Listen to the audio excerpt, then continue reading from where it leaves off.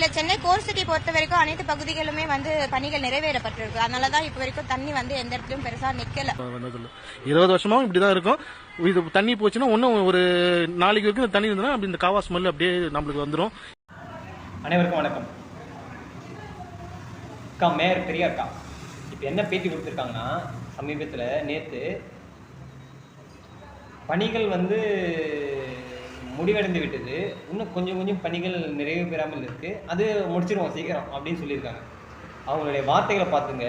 2022லேயும் சரி, 2023லும் சரி, 2024லும் சரி, ஒரே வார்த்தைகள் முடிஞ்சிச்சு. 75% முடிஞ்சிச்சு, 80% முடிஞ்சிச்சு, 90% முடிஞ்சிச்சு. இப்போ நல்ல வேலைங்க, இந்த மழை வந்ததால் அவங்க என்ன வேலை செஞ்சாங்க லட்சணம் நமக்கு தெரிஞ்சிச்சு. அப்படி மழை வரல அப்படின்னா நாங்கள் கம்ப்ளீட்டாக முடிச்சிட்டோம். ஒரு சொட்டு தண்ணி ரோட்டில் நிற்காது. அவங்க சொல்கிறதெல்லாம் நான் நம்பி தான் ஆகணும். ஏன்னா அவங்க தான் அதிகாரத்தில் இருக்காங்க. காது மிதந்தது தண்ணியில் எத்தனை வருஷம் ஆனாலும் சரி, எத்தனை ஆண்டுகள், எத்தனை ஆட்சியாளர்கள் இருந்தாலும் சரி, கொஞ்சம் கூட மாறல. இதுக்கு முன்னாடி அதிமுக ஆட்சி காலத்தில் இதே நிலைமை தான். அதுக்கு முன்னாடி இந்த திமுக ஆட்சி காலத்தில் அதே நிலைமை தான். 40 ஆண்டு காலமாக அந்த தண்ணி தேங்கின மாதிரியே தான் இருக்குது. அதுவாக வடியுது. அதாவது இவங்க செஞ்ச மாற்றத்தினால வடியலைங்க. மழை பெய்யுது, தண்ணி அதுவாக போகுது. இவங்க ஏற்படுத்தின வழிப்பாதையாலேயோ இல்லை இவங்க உருவாக்குன அந்த வழி தடத்தினாலேயோ தண்ணி வெளியே போகுது.